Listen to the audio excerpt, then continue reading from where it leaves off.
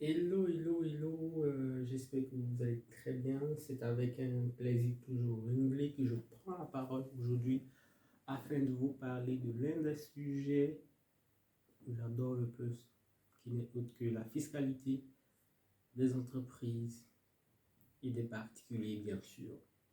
Aujourd'hui, il sera question euh, du redressement fiscal et cette vidéo est une vidéo qui est faite en prélude aux principaux chefs de redressement abordés lors des contrôles fiscaux. Mais avant de parler des principaux chefs de redressement, nous nous donnons cette obligation de vous dire qu'est-ce qu'un redressement fiscal, les gars. Mais avant de poursuivre, les gars, on lâche ce pouce, on active la cloche pour ceux qui ne l'ont pas encore fait et on ne cesse de partager parce que ce n'est que par le partage qu'on se nourrit. Sans transition, si vous voulez savoir qu'est-ce qu'un redressement fiscal et si vous vous interrogez sur le déroulement du contrôle fiscal, alors bienvenue à vous parce que c'est de cela qu'il sera question dans cette capsule. Mais comme je l'ai dit, nous parlerons des principaux chefs de redressement lors d'un contrôle fiscal et les étapes de la procédure de redressement contradictoire. Mais avant, il convient de dire en des termes simples, du moins de manière simple, ce que c'est qu'un redressement fiscal et comment se déroule-t-il. Le redressement fiscal est une rectification de l'imposition. Rectification vient du mot rectifier. Rectifier, c'est modifier pour mettre en conformité. C'est aussi corriger pour rendre exact. Exact à la réglementation fiscale en vigueur. Cette rectification porte sur la base d'imposition ou sur l'assiette qui sert de calcul à l'impôt. C'est ce qu'il faut retenir. Et cette rectification intervient déjà à l'issue, bien sûr, des contrôles fiscaux.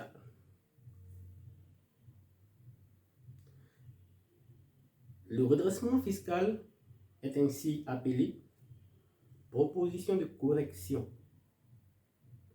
Et lorsque l'administration fiscale juge que des erreurs ont été commises sur la base d'imposition d'une entreprise, elle procède à la rectification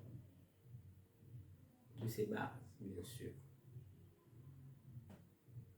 Et ce qui m'emmène à parler du système fiscal ivoirien, comme je l'ai fait dans les vidéos précédentes.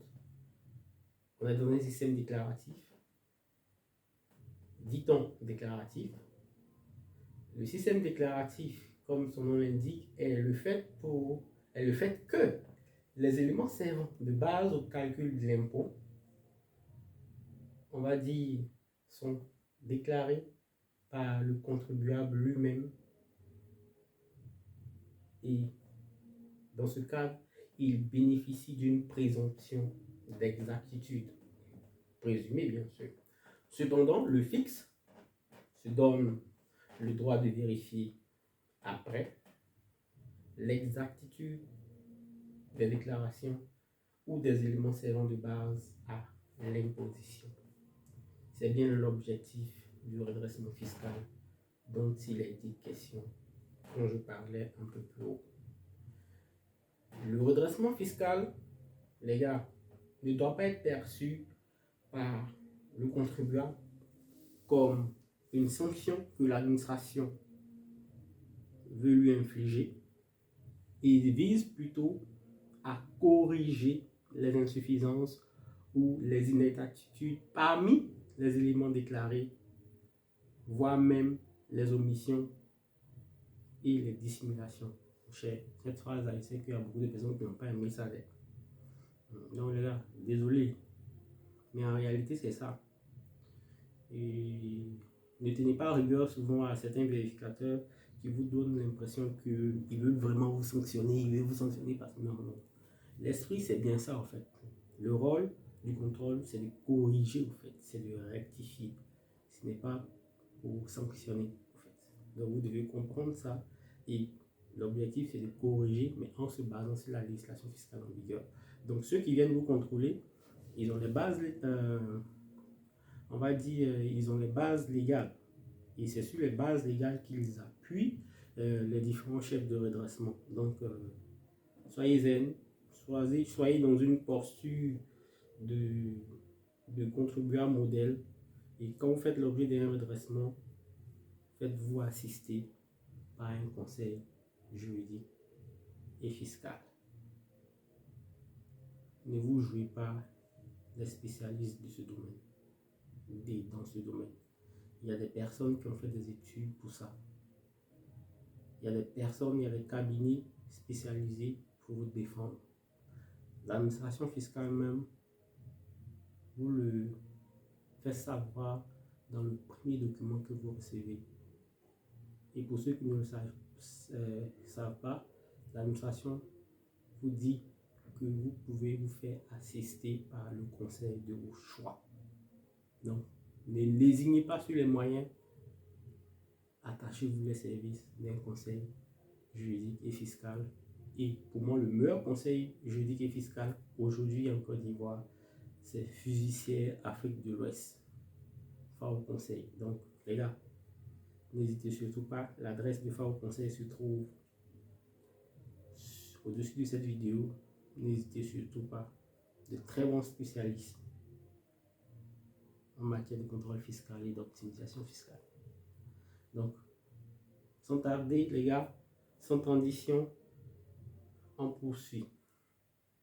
Le redressement fiscal obéit à certaines règles de procédure, du moins à certaines étapes. D'aucuns parleront des conditions de mise en œuvre de la dite procédure. On distingue différents types de contrôles qui peuvent révertir diverses formes et qui sont souvent complémentaires.